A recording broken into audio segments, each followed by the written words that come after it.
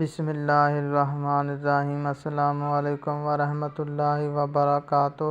رمضان میں نماز تہجد ایسے پڑھیں، فل ڈیٹیل، وقت، نیت، رکعت، سب کچھ سیکھیے۔ رات کو سونا یا جاگنا۔ اسلامی شرع میں آدھی رات کے بعد نماز پڑھنا نماز تہجد پڑھنا۔ قرآن میں صرف ایک جگہ 17ویں سورت میں یہ لفظ آیا ہے۔ ترجمہ: اے نبی، رات میں تہجد پڑھ، یہ تمہارے لیے نفل ہے۔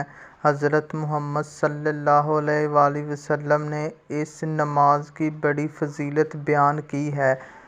آپ ازواجہ مطہرات حضرت علی رضی اللہ تعالیٰ عنہ اور حضرت فاطمہ رضی اللہ تعالیٰ عنہا کو بھی ان کے گھر جا کر تہجد کے لیے بیدار فرماتے تھے۔ صحابہ کرام بھی اس نماز کو پابندی سے پڑھتے تھے۔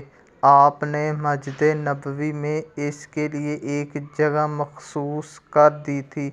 رمضان شریف میں ایک دفعہ آپ صلی اللہ علیہ وآلہ وسلم نے صحابہ کو تہجد کی نماز جماعت سے پڑھائی۔ دوسری شب اور زیادہ آدمی جمع ہو گئے اور تیسری شب اس سے بھی زیادہ، تو پھر آپ صلی اللہ علیہ وآلہ وسلم تشریف نہ لائے کہ کہیں لوگ اس نماز کو بھی فرض نہ سمجھنے لگیں، حالانکہ تہجد کی نماز فقط سنت ہے۔ یہ نماز گھر اور مسجد دونوں میں پڑھی جا سکتی ہے۔ رسول اللہ صلی اللہ علیہ وآلہ وسلم نے تہجد کی نماز میں 2 رکعت بھی پڑھے، 4 بھی اور 8 بھی اور 12 بھی۔ تہجد کا وقت فرض عشاء پڑھنے کے بعد سو رہے ہیں، پھر شب میں طلوع صبح سے پہلے جس وقت آنکھ کھلے وہی تہجد کا وقت ہے۔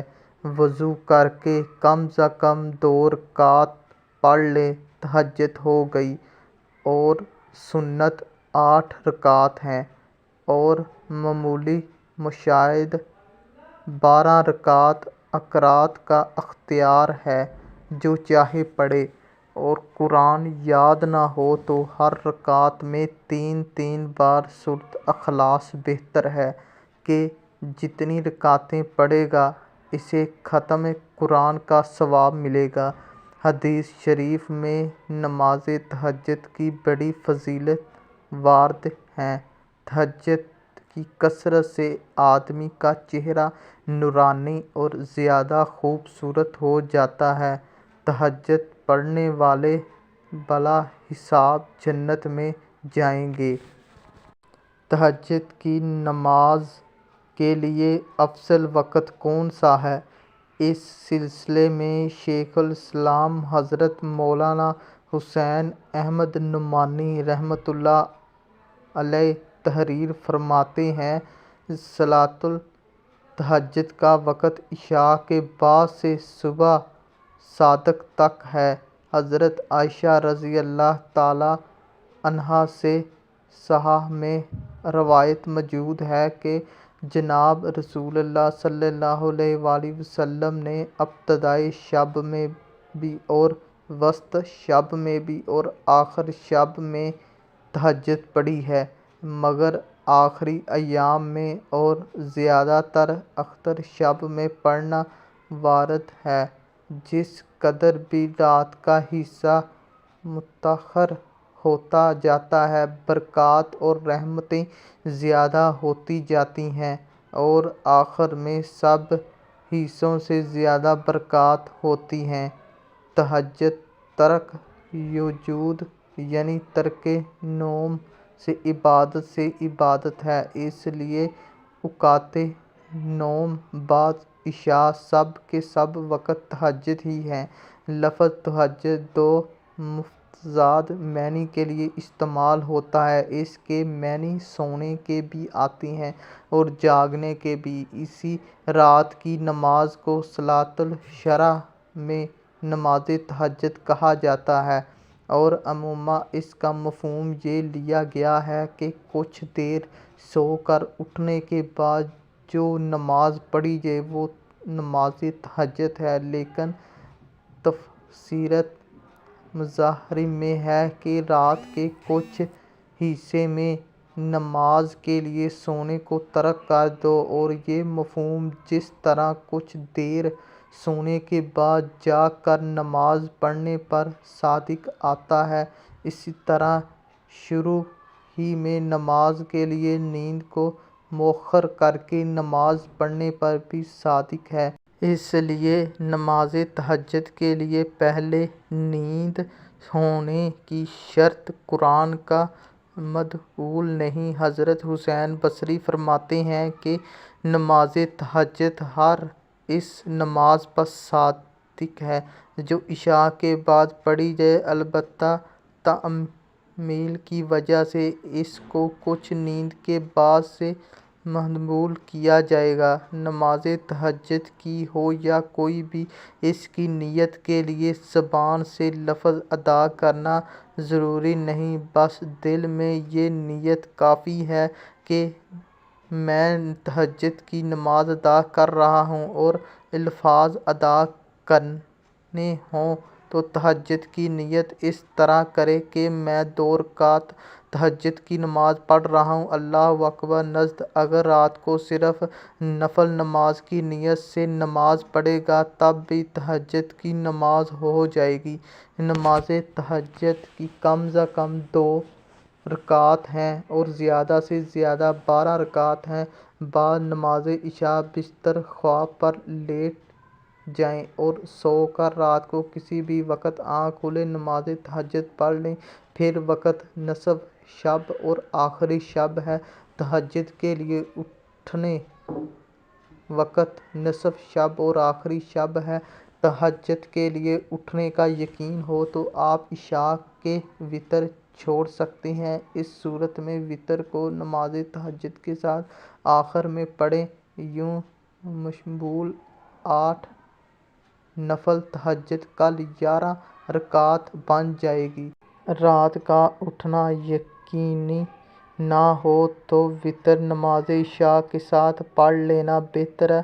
ام المومنین حضرت عائشہ صدیقہ رضی اللہ تعالیٰ عنہا روایت کرتی ہیں کہ حضور نبی کریم صلی اللہ علیہ وآلہ وسلم ہمیشہ رات کو 11 رکعت پڑھتے تھے، ایک رکعت کے ساتھ تمام رکعات کو طاق بنا لیتے، نماز سے فارغ ہونے کے بعد دائیں کروٹ لیٹ جاتے حتیٰ کہ آپ کے پاس مؤذن آتا، پھر آپ 2 رکعت سنت فجر مختصر پڑھتے۔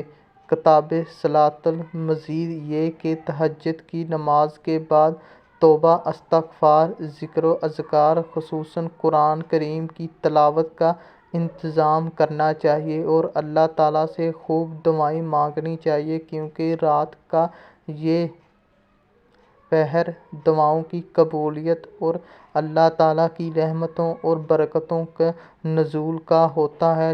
چنانچہ حدیث مبارکہ میں آتا ہے، حضرت ابو ہریرہ رضی اللہ تعالیٰ عنہ سے روایت ہے کہ رسول اللہ صلی اللہ علیہ وآلہ وسلم نے فرمایا، ہمارا رب تعالیٰ ہر رات جب کہ رات کا آخری ایک تہائی حصہ باقی رہ جاتا ہے، آسمان دنیا پر اپنی شان کے مطابق نزول فرماتا ہے اور اعلان کرتا ہے، کوئی مجھ سے دعا کرنے والا ہے کہ میں اس کی دعا قبول کروں، ہے کوئی مجھ سے مانگنے والا ہے کہ میں اسے دوں، ہے کوئی مجھ سے بخشش طلب کرنے والا کہ میں اس کو بخش دوں۔ اسی طرح قرآن مجید میں اللہ تعالیٰ نے رات کے پہر میں توبہ استغفار کرنے کو اہل جنت کی علامت کے طور پر ذکر کیا ہے، چنانچہ ارشاد باری تعالیٰ ہے، متقی لوگ بے شک باغوں اور چشموں میں اس طرح رہیں گے کہ ان کا پروردگار انہیں جو کچھ دے گا اسے وصول کر رہے ہوں گے، وہ لوگ اس سے پہلے ہی نیک عمل کرنے والے تھے، وہ رات کے وقت کم سوتے تھے اور سحری کے اوقات میں وہ استغفار کرتے تھے۔ سیدنا ابو ہریرہ رضی اللہ تعالیٰ عنہ سے روایت ہے کہ رسول اللہ صلی اللہ علیہ وآلہ وسلم نے فرمایا، تم میں سے ہر ایک کی گردن کے پیچھے گدی پر شیطان 3 گرہ دے دیتا ہے۔ جب وہ سونے لگتا ہے، ہر گرہ میں یہ پڑھ کر پھونک دینا، ابھی بہت رات باقی ہے، سو تارا۔ پھر اگر وہ بیدار ہوا اور اس نے اللہ تعالیٰ کا ذکر کیا تو ایک گرہ کھل جاتا ہے، اور اگر اس نے وضو کر لیا تو دوسری گرہ کھل جاتا ہے، اور پھر اگر اس نے نماز پڑھ لی تو تیسرا گرہ بھی کھل جاتا ہے، اور صبح کو حاش باش اور دل شاد اٹھتا ہے،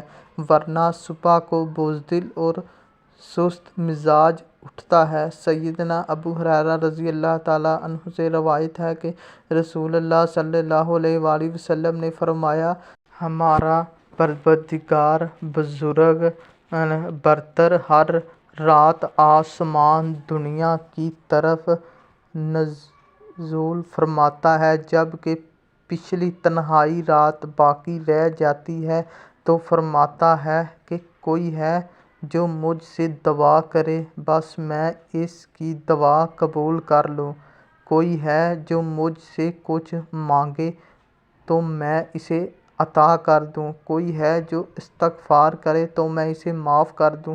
ابو ہریرہ رضی اللہ تعالیٰ عنہ سے روایت ہے کہ نبی کریم صلی اللہ علیہ وآلہ وسلم نے فرمایا، جب تم میں سے کوئی شخص رات کو نماز تہجد کے لیے اٹھے تو وہ 2 ہلکی رکعتوں سے نماز کا آغاز کرے۔ عائشہ رضی اللہ تعالیٰ عنہا سے روایت ہے کہ وہ بیان کرتی ہیں کہ رسول اللہ صلی اللہ علیہ وآلہ وسلم نے جب رات کو اٹھتے تو آپ صلی اللہ علیہ وآلہ وسلم تم اپنی نماز کا آغاز 2 ہلکی رکعتوں سے کرتے تھے۔